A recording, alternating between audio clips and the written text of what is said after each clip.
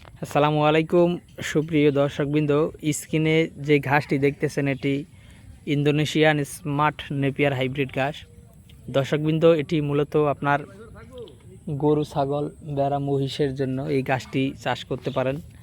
এটি মূলত আপনার সর্বোচ্চ 5 ফিট থেকে 6 ফিটের মতো হয়, কিন্তু আপনার খাটো হলেও নিচ থেকে একেবারে আগা পর্যন্ত আপনার পাতা থাকে, আর এই পাতাগুলি কিন্তু সম্পূর্ণটা কচি থাকে, অর্থাৎ সবুজ থাকে। অন্যান্য ঘাসে দেখা যায় ডাঁটাটা বেশি থাকে, কিন্তু ইন্দোনেশিয়ান স্মার্ট নেপিয়ার ঘাসটিতে আপনার ডাঁটাটা কম থাকে, পাতাটা বেশি থাকে। আপনার গবাদি পশু, বিশেষ করে গরু, ছাগল কিংবা ভেড়া, মহিষ, যে কোনো গবাদি পশুই কিন্তু আপনার ডাঁটাটা খেতে চায় না, অর্থাৎ ডাঁটাটা অস্থির করে ফেলে দেয়।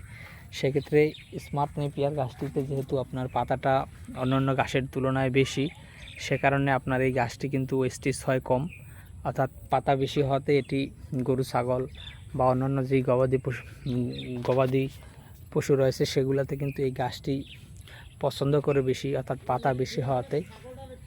আর আপনারা অনেকের মুখেই শুনে থাকবেন যে স্মার্ট নেপিয়ার ঘাসে কিন্তু দাঁড়ালো নাই, অনেকে বলে ধার নেই। আসলে এই কথাটি আসলে পুরোপুরি সত্য নয়, অর্থাৎ সব ঘাসেই কিন্তু ধার রয়েছে, কম আর বেশি। কিন্তু বর্তমানে যত হাইব্রিড ঘাস রয়েছে এর মধ্যে ইন্দোনেশিয়ান স্মার্ট নেপিয়ার ঘাসে কিন্তু সবচেয়ে কম দাঁড়ালো, অর্থাৎ এটি কিন্তু ধার কম হয়।